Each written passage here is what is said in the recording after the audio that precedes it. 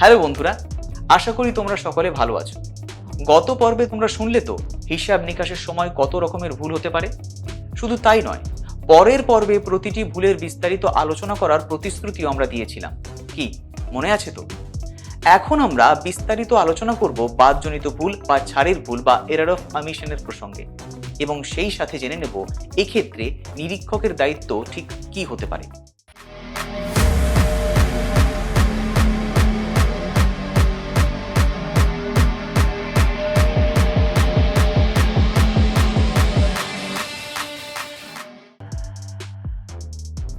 আমার একটা ঘটনা মনে পড়ে গেল।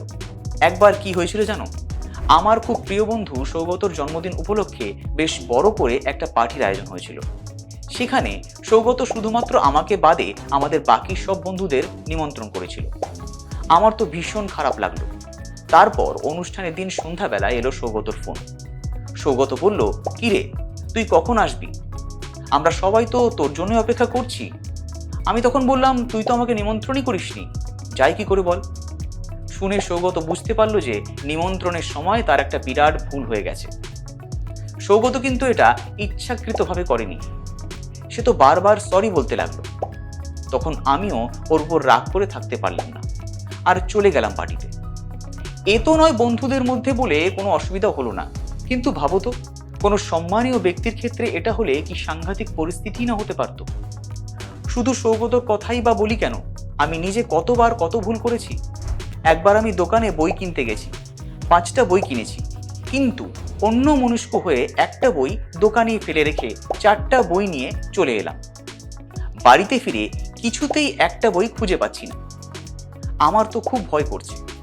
আর এদিকে আমার দাদা আমাকে মজা করে বলেই চলেছে, ভালোই হয়েছে ভাই, কম বই মানে তোকে কম পড়া পড়তে হবে। আমি বলছি, কম পড়ার সাথে সাথে এদিকে যে বাবার বেশি বকুনি কপালে জুটবে তার বেলায়। তারপর দাদার সাথে দোকানে গিয়ে সব ঘটনা বলার পর সেই দোকানদার বইটা দিয়ে দিলেন। কিন্তু যদি কোনো অসৎ দোকানদারের পাল্লায় পড়তাম তখন কিন্তু ওই বই ফেরত নাও পাওয়া যেতে পারত। তবে এবার আসি হিসাব নিকাশের প্রসঙ্গে। ঠিক এইভাবে যদি অন্যমনস্কতা বা অসতর্কতা বশত হিসাব নিকাশের সময় কোনো লেনদেন হিসাবের বইতে লিখতে বাদ পড়ে যায়, তাহলে তাকে বলা হয় বাদজনিত ভুল বা ছাড়ের ভুল বা এরর অফ অমিশন। ইচ্ছাকৃতভাবে না করা হলেও এই সব ভুলের কারণে হতে পারে মারাত্মক ক্ষতি। এই ছাড়ের ভুলও কিন্তু দু রকমের হতে পারে। 1, সম্পূর্ণ ছাড়ের ভুল, এবং 2, আংশিক ছাড়ের ভুল।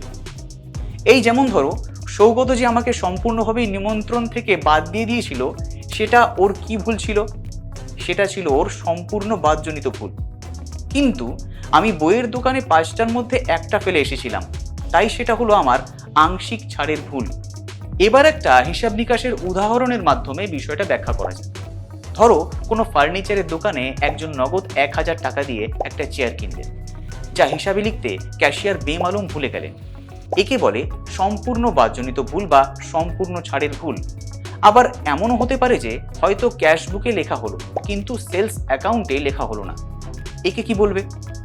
এটা কিন্তু সম্পূর্ণ ছাড় বা বাদ নয়, একে বলা হবে আংশিক বাদজনিত ছাড়ের ভুল। কিন্তু এক্ষেত্রে নিরীক্ষকের কি কর্তব্য হবে বলতো? যদি আংশিক বাদজনিত ভুল হয়, সেক্ষেত্রে তুলনামূলক ভুলটা ধরা সহজ, কারণ সেক্ষেত্রে কিন্তু ট্রায়াল ব্যালেন্স বা রেওয়া মিল মিলবে না। তাই প্রতিটা হিসাব খাত খুঁটিয়ে দেখলেই ধরা পড়ে যাবে যে কোনো লেনদেন একদিকে লেখা হয়েছে এবং অন্যদিকে লিখতে বাদ পড়ে গেছে। কিন্তু যদি সম্পূর্ণ বাদজনিত ভুল হয়, তখন নিরীক্ষকের পক্ষে সেই ভুল উদ্ধার করা তুলনামূলকভাবে বেশি কঠিন হয়ে পড়ে, কারণ রেওয়া মিল তখন মিলে যাবে। সেক্ষেত্রে নিরীক্ষককে খুব সতর্কভাবে স্টকের কাগজপত্র খুঁটিয়ে দেখতে হবে। আর যদি ছাড় বা বাদজনিত ভুল ধরা পড়ে, তখন নিরীক্ষক অবশ্যই ব্যবস্থাপককে জানাবেন এবং উপযুক্ত ব্যবস্থা গ্রহণ করবেন। আগামী পর্বে এভাবেই অন্যান্য ভুলের প্রসঙ্গে আমরা বিস্তারিত আলোচনা করব। এখন তাহলে এই পর্যন্তই থাক। সকলে ভালো থেকো আর মন দিয়ে পড়াশোনা করো। দেখা হবে পরের পর্বে। মনে রেখো, ভুল করে কোনো হিসাব লিখতে ভুলে গেলে তা হবে ছাড় বা বাদজনিত ভুল। এই ছাড় বা বাদজনিত ভুল দুই প্রকার হয়।